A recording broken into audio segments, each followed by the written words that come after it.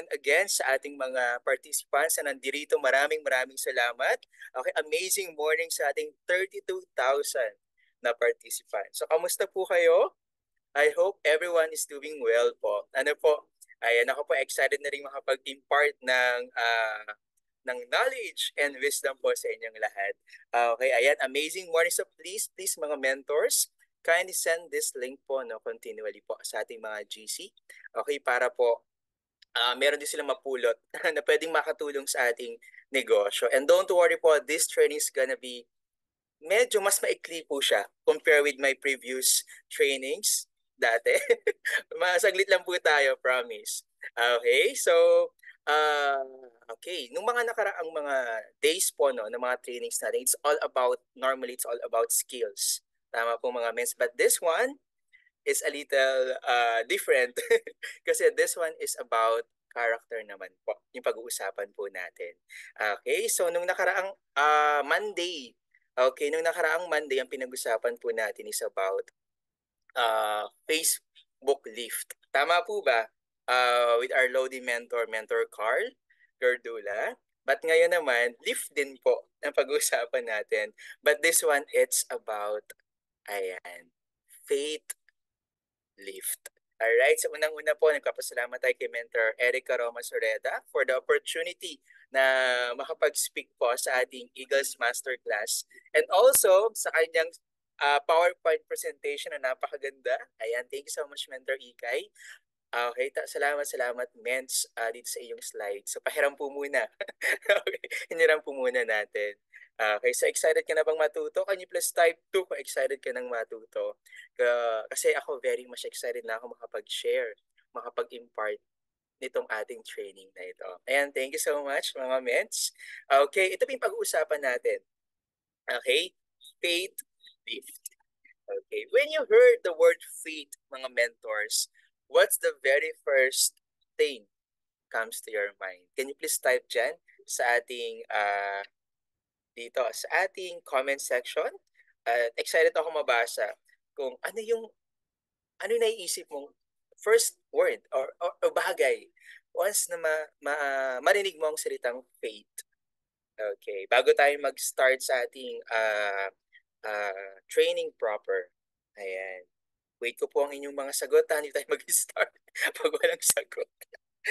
Ayan, Jesus. Okay, thank you so much, Mentor Jason. How about others, mga mentors?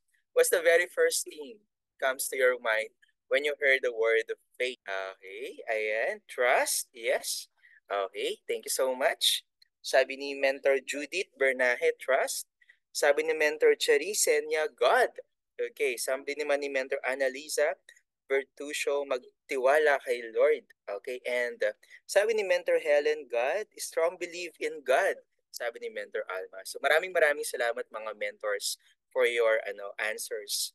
Okay, belief in God, sabi ni Mentor SP. Ayan. Nakakatuwa naman, no? Kasi lahat kasama si God dun sa ating mga nabanggit. Okay? Dito sa ating comment section. And lahat po yan tama. And I to really appreciate your effort po and time to comment sa ating comment section. Alright, so maraming salamat. So ito nga po ang ating pag-uusapan. It's about faith lift. Or paano ba natin mas ma-stretch pa o mas ma-strengthen pa yung ating faith. Okay? Alright. Ito, sabi po dito, no, faith can rewrite our future. Faith is like a flashlight.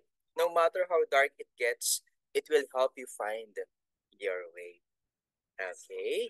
So faith can rewrite our future. Okay? Kasi there are times po talaga na minsan yung current situation natin, especially sa ating business, is a little extra challenging or medyo struggling. Hindi lang sa business, no? Kahit sa family, sa career, or even if you have a traditional business. But you know what? Ang faith po, no? O yung pagtitiwala natin, okay? Doon sa ginagawa natin, sa mga taong involved, at lalo na kay God, can rewrite our future.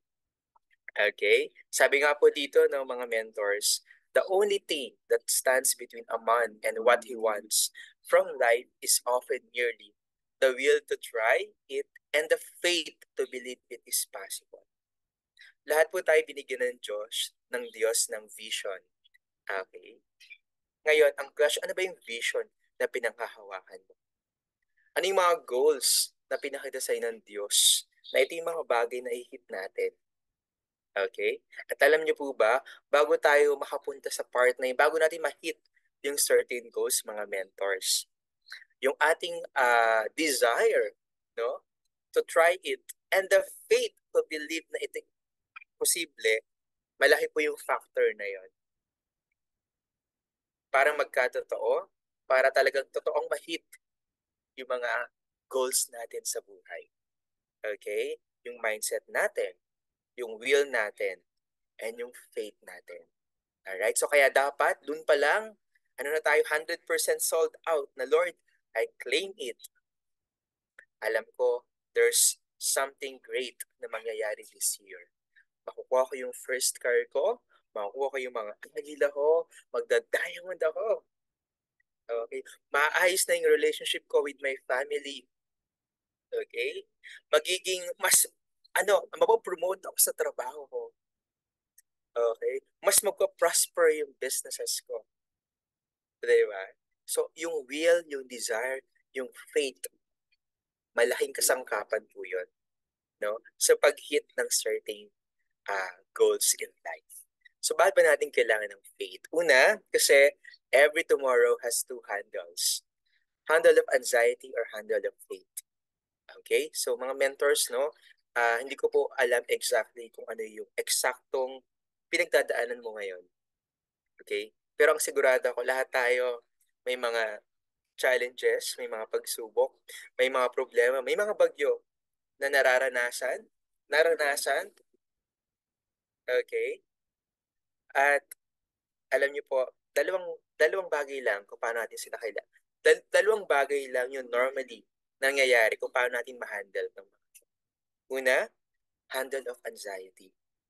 Kapag ba binato tayo ng mga problema, paano ba natin to ina-handle? Okay? Puno ba tayo ng pag-alala? Puno ba tayo ng anxiety? Puno ba tayo ng depression? Okay? Or puno tayo ng pag-asa na by faith, sa tulong ng Panginoon, ma-overcome natin anuman yung ating pinagdadaanan ngayon. Dalawa lang naman yun, mga mentors. No? It's either mag-worry tayo or it's either magtiwala tayo sa Panginoon. This storm, ang bagay na to, ang mga problemang dumarating sa buhay natin, malalagpasan din natin yan.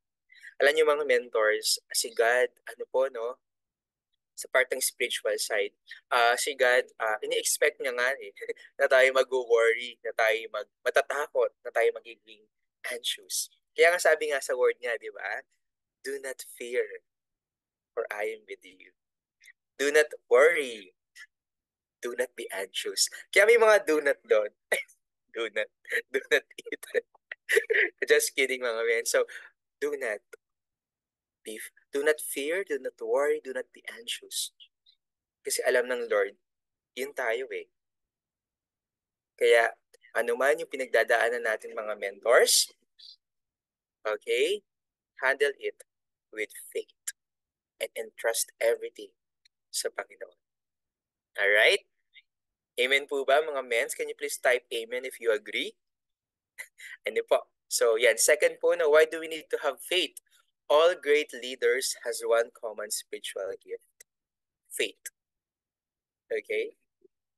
Hindi naging great yung mga leaders kung walang faith. Faith, no? Faith sa kanyang organization, faith sa kanyang mga tao, faith sa kanyang sarili, at lalang-lalo na faith sa Panginoon. Because without God, we can do nothing. Tama po ba? It's only by the grace of God kaya tayo nakaka-survive. Kaya tayo nandito sa mga posisyon natin. Kaya natin nalalagpasan yung mga pagsubok sa ating buhay. Kasi on our own, hindi natin kaya eh. Kahit pilitin natin, hindi yan kaya. Kung tayo lang sa sarili natin, we need God sa buhay natin. Amen po? Okay. So, salamat po no sa mga nag-comment no. Tama. Okay. So God, another thing, why do we need to have faith? God always holds something for the person who keeps faith in Him. Alam niyo po, ang faith ay nakapagpapalugod sa harapan ng Panginoon. And if we believe sa Diyos na kaya niya tayo matulungan to overcome nga yung mga problema, yung mga pagsubok, grabe. Minsan, no, mga mentors, si God works in miraculous ways.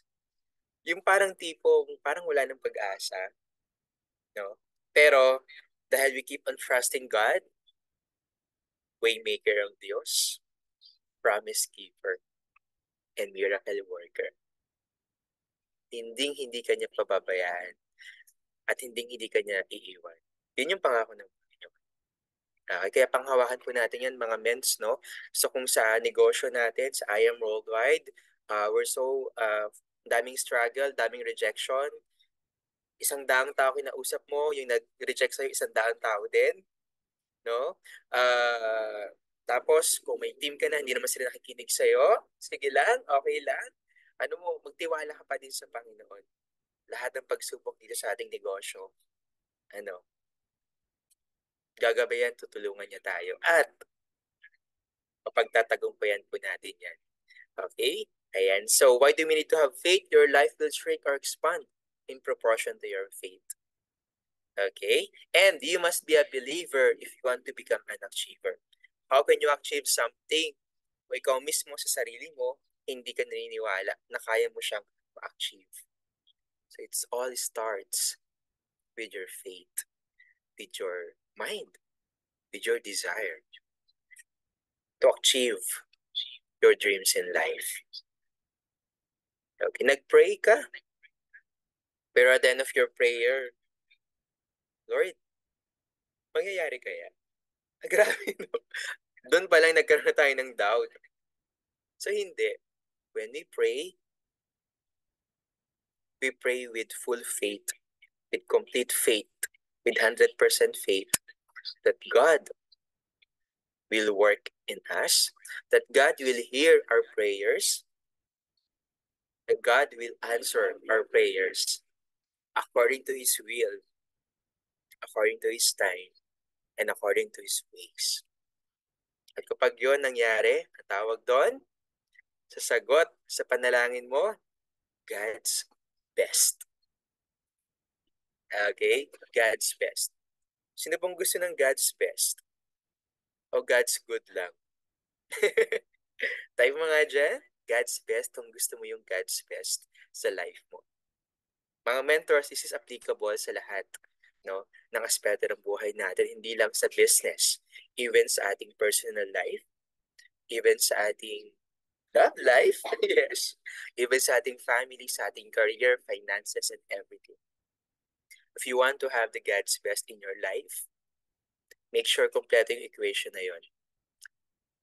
God's will, plus God's time, plus God's way, because God's best. Alam niyo po ba mga mens kung anong worst enemy no, ng best? Pwede niyo pong i-type dito sa ating comment section. Ano yung worst enemy ng best, mga mens? Take a guess. Baka tulog na po yung iba dito, no? Just kidding po. Fear. Okay. Ano pa po? Sabi ni Mentor Jason, fear daw ang worst enemy ng best. Okay. How about other mentors? Sa palagay mo, ano yung worst enemy ng best? Siguro, ang fear ulit. Okay. Friend, doubt, pride, sin. Okay, yes. More guess, mga ments. Sabi ni Mentor Maggie, negative think. Okay. Ayan. So, alam niyo po mga mens, pwede. Pero alam niyo po talaga, ang ultimate enemy ng best ay hindi worst, kundi good. Yes, ang ultimate worst enemy po ng best is hindi worst, kundi good. Bakit good mens? Di ba good nga yun? Ba't naging enemy yun? Kasi alam nyo, mens, best at worst, madali siyang ma-detect. Tama? Kasi worst nga to eh. Pero yung good at best, medyo challenging yun makita. Pero alam mo, para makidali mo siyang makita, good ko ito lang yung gusto mo. Best ko ito yung gusto ng Diyos para sa'yo. Kaya siya God's best. Huwag kang mag-settle sa good. Settle for best. Settle for God's best. Paano ulit yung equation ng God's best? God's will plus God's time plus God's way, then God. That's God's best. Related po yan sa isang church na akin pong napakinggan, CCF po, no? So, yun po siya. Ayan, lagi ko po siyang dala-dala kahit saan yung God's best na yan. Kasi kapag God's best, for sure, best talaga yan. Okay? So, moving forward, no? And ito, sabi po ng Hebrew 11:6. And without faith, it is impossible to please God, because anyone who comes to Him must believe that He exists and that He rewards those who earnestly seek Him. Amen po ba? Napakalaking part po pala na ma-please natin si God kapag may faith po tayo. Kapag may paniniwala tayo sa Kanya, unang-una. Okay? Kaya mga mentors, no, kung naniniwala ka sa Diyos, naniniwala ka sa mga pangako niya, panghawakan mo yung pangako yun. And there are thousands of promises, no, from the Bible. Question, alin ba dyan yung pinanghahawakan mo, mga mentors? Alin ba dyan yung kahit anong mangyari, Lord, ito yung pangako mo. No? So, kung wala pa, pwede kang mag-start to open your Bible. Dahil doon, sobrang daming pangako ng Diyos para sa'yo. For sure. Di ba kung gaano sana tayo kasigasig na hawakan yung ating mga cellphone sa umaga, tanghali at gabi, sana meron din tayong time para buksan yung salita ng Panginoon. Kasi napakarami ring mga unread messages doon. Tama po? Okay, kung tayo lagi nag-Facebook, it's okay, no? But hopefully, maging madalas din yung ating pag-face sa book. Anong book? The Bible. Okay? So yan po. And what is faith, by the way? No, by the way, kanina lahat po ng inyong mga sagot, lahat po yun ay tama. And dito naman po, no, ano ba yung definition ng faith? Faith is believing without seeing. Maniwala ka muna. Sa mundo po, no, to say is to believe. But for us who have faith, we have to believe first before we can see. Alam niyo po mga mentors, every time na nakikita ko yung video ng ating sasakyan, glory kay God po, no? Nag-start naman po yun sa paniniwala. Na Lord, I know in my heart na ibibigay mo ang sasakyang to. Pinag-pray, pinark out, at naniwala na ibibigay. Alam niyo po, during last year, may 3 goals po, no, na binigay si Mentor Ikay sa akin. Because Mentor Ikay is my angel mentor. Sabi niya, bro, I only have 3 goals for you before this year ends. Okay? Sabi niya sa akin, una, mag-sapphire ka, mag-millionaire circle ka, at ma-release mo yung first card sa I Am Worldwide. Imagine na yung faith ng ating mentor sa atin. Sabi ko, yes, sis, yes, mens. We will make it happen by the grace of God. At ako din po, naniwala rin po tayo that it will happen. So it started to my mind, to my heart that it will happen. Andun yung faith na Lord, I know mangyayari to. Kasi ito yung mga vision, no, na pina-visualize ng Diyos sa atin. At with the long story, yun, masyadong mahaba yung story na yun. Pero nyo pong i-check yung testimony ko doon. Sa madaling salita, lahat po yun na-achieve natin by the grace of God. At faith, nag-start tayo sa paniniwala, pananampalataya that it will make happen by the grace of God. Alright? Faith is action, never a passive attitude. Okay? So pag may faith ka, dapat wino-workout mo kasi naniniwala ka nga eh. Parang ito, praying is asking for the rain.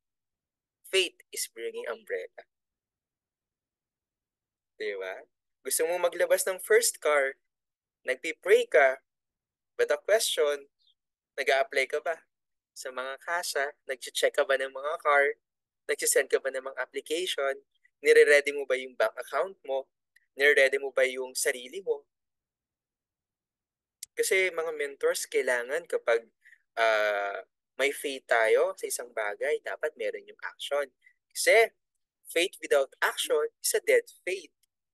Faith din siya, pero dead faith. No, mga mens? Okay.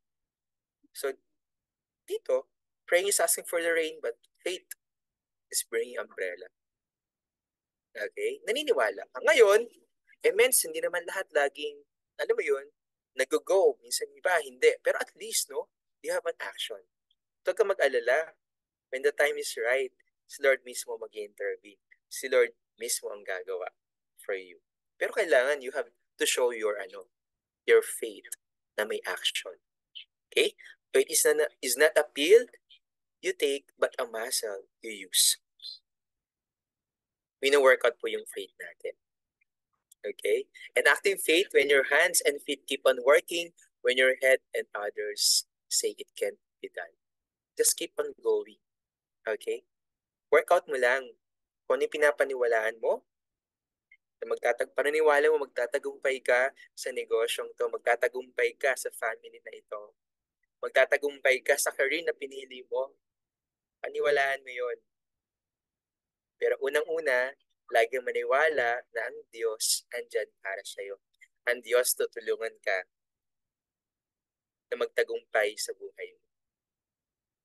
Yun po ang pinakamagandang faith. Faith natin sa Panginoon. Amen? Okay, so ito po yung sinasabi natin kanina. Okay, so, and then without faith without action is dead faith. James 2:17. Okay, so, yan po, no? And, another thing, another definitions ng faith. Faith is not daydreaming. It is a decision making. So, lagi may action ng faith. It's like a toothbrush. You should have one and use it daily, but you shouldn't try to use someone else. Hindi po natin pwedeng hiramin yung faith ng ibang tao. Yes, pwede tayong ma-inspire, ma-encourage sa kanilang faith, no? Sa kanilang paniniwala, sa kanilang stand. Pero hindi siya pwede hiramin. It's between you and the Lord. It's between you and the persons around you. Okay? Doubt is the great modern plague, but faith can cure it. Alam niyo mga mentors, may tatlong C, no, sa ating buhay na nagiging barrier para hindi mo makuha yung mga goals mo sa buhay. Okay? Una, yung compare. Okay, mga mens? When you tend to compare yourself to other mentors, to other people, alam mo, hindi siya nagbibigay ng kagalakan. Kasi lagi mong kinukompare, bakit siya? Ganito. Bakit siya? Bago pa lang pero may resulta na. Bakit ako? 3 years na, 4 years na, 5 years na, hindi ko pa rin mailabas ang first car ko. Bakit siya? Diamond na. Bakit ako ganito pa din? Mas naon na ako. Alam mo yun, when we keep on comparing ourselves to other people, joy stealer yun. No? And because of that, kakatingin mo sa ibang tao, sa pag-compare, hindi ka makamove forward. Kasi nga busy ka sa pag-compare ng sarili mo sa kanila. Kaya sila malayo na, ikaw nandito pa din. No? Kasi we keep on comparing. So instead na i-compare mo yung sarili mo sa ibang tao, maging encouragement and motivation yung kanilang result para ikaw magkameron din eventually. Para i-appreciate mo lang. Okay? Maging masaya ka for them. Okay? And one more thing, no? Another C. That's the first one, compare. So never compare. Second is compete.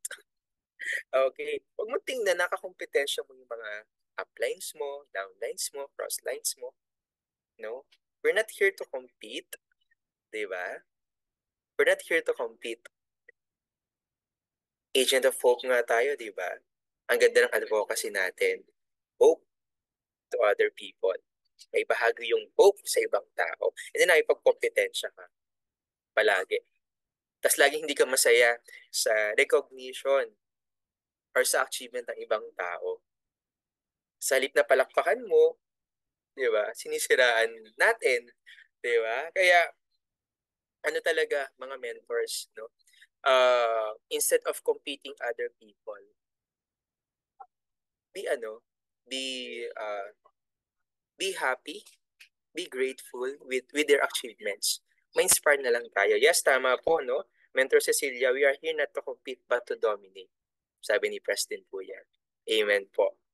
Diba? And last, C, na pwedeng maging barrier, no, para hindi mo makuha yung goals mo, no, is complain. Pag lagi kang complain, negatron ka lagi, emotional ka lagi, madama ka lagi, no? Hindi mo talaga makukuha yung goals mo.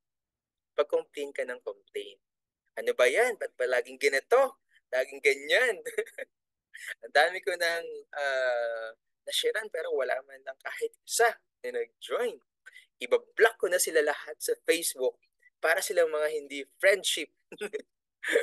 Diba? So, never do that. Never complain. Be grateful palagi.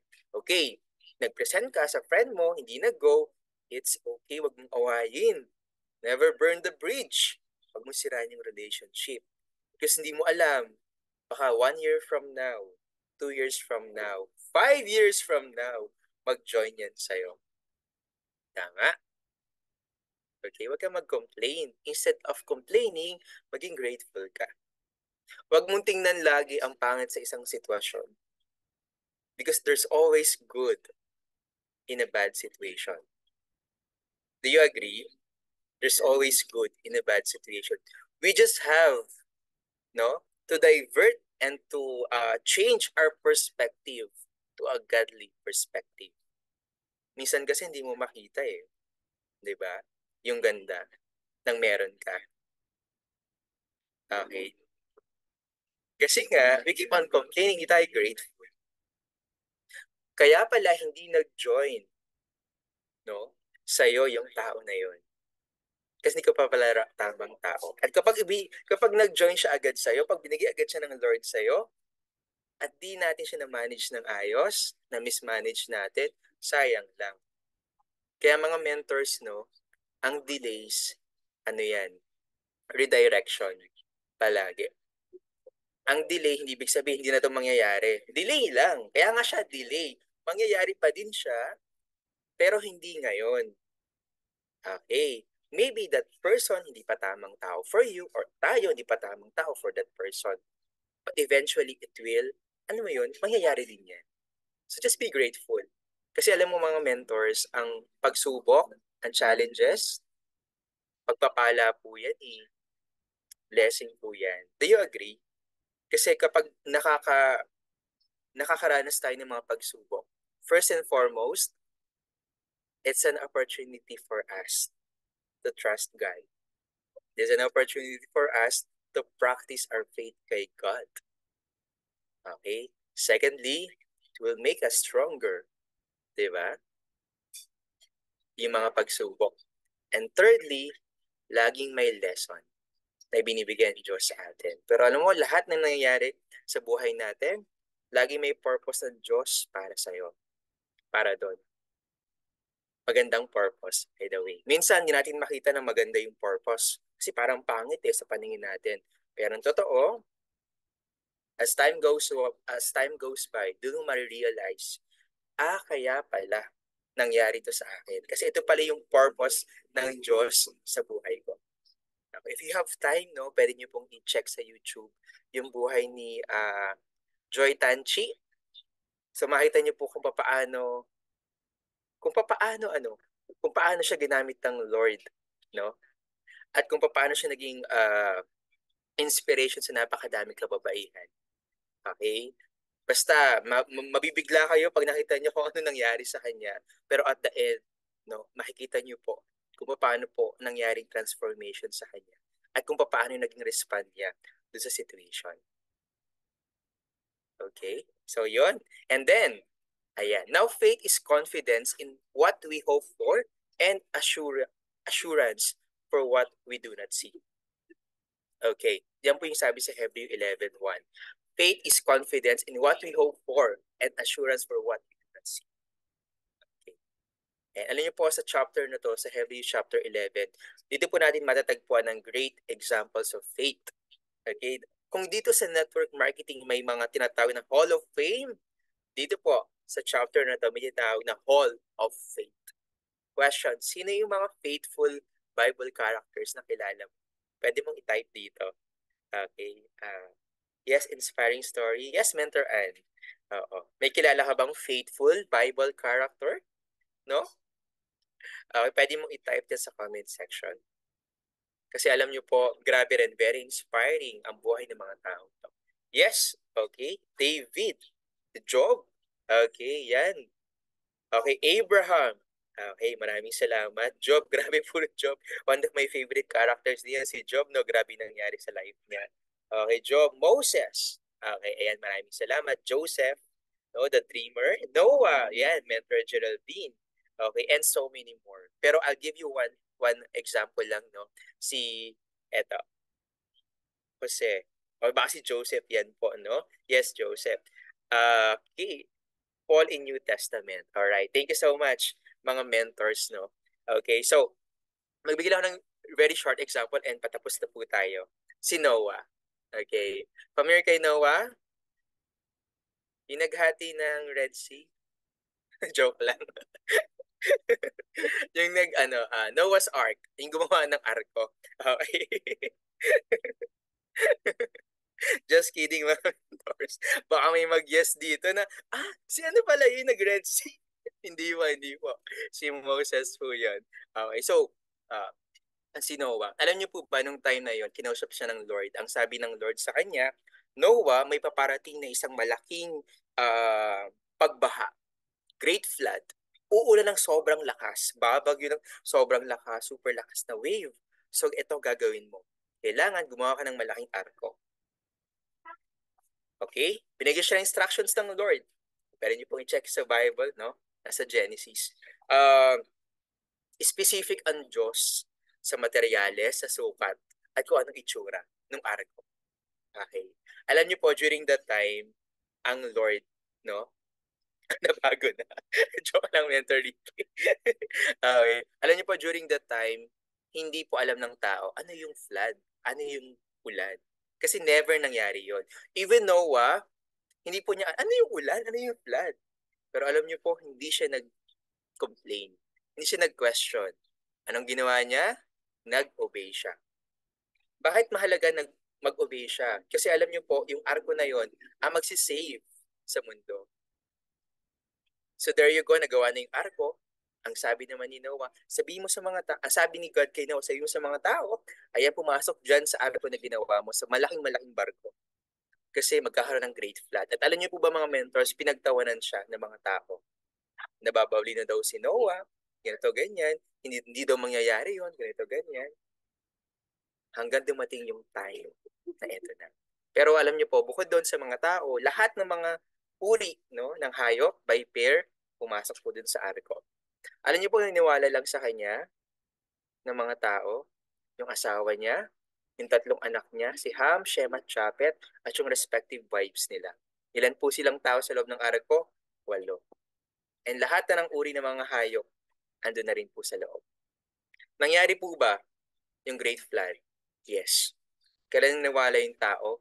Nung andyan na ang dilubyo. Kaya alam niyo po mga mentors, no, very important yung paniniwala natin sa Panginoon.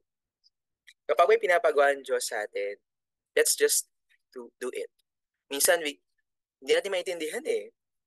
Bakit may ganito? Bakit may ganyan? No, just obey. Tulad ni Noah. And because of that obedience, na-save sila. At dahil sa disobedience ng mga tao, namatay sila lahat. Sa bawat pagsunod, mga mentors, lagi may gantimpala ang Diyos. At sa bawat pagsuway, lagi may gantimpalo. And I hope and pray na tayo dito Doon tayo sa gantimpala. Because obedience brings blessings. Our faith to God, our faith, okay, na may action, no? Naniwala tayo, bibigyan ng Diyos. Gawin natin, may gantimpala. Amen po? All right. So doubt sees the obstacle, no? Faith sees the way. Doubt sees the darkest night. Faith sees the day. Doubt dreads to take a step. Faith soars on high. Doubt questions who believes. Faith answers I. Ang doubt, ang worries, ang anxieties, ang fear, dream stealers yan, mga mentors. Best antidote, your faith. Especially our faith kay God. Amen po? Alright, and ito, last slide na po, no? Your hardest times often lead to the greatest moments of your life. Keep the faith, it will all be worth it in the end.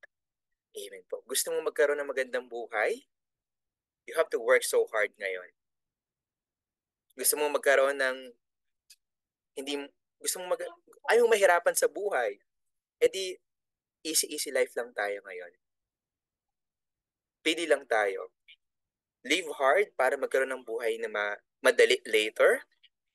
O mamuhay ka ng easy life para mas maging mahirap yung buhay natin later. Parang credit card. No? Enjoy now, pay later. Or gusto mo pay now, then enjoy later. At alam niyo mga mentor, sa lahat na nangyayari sa buhay natin, your faith matters. Lalo na yung faith natin sa Panginoon. Alright? So I hope and pray no, meron po tayong natutunan sa gabing to. And I hope and pray na lalong mag-strengthen yung faith natin sa Diyos, yung faith din natin sa mga tao, faith natin sa ginagawa natin. Ang Lord ay may something great na ibibigay sa buhay natin. Thank you so much mga mentors. And back to you, Mentor Jason, for our closing.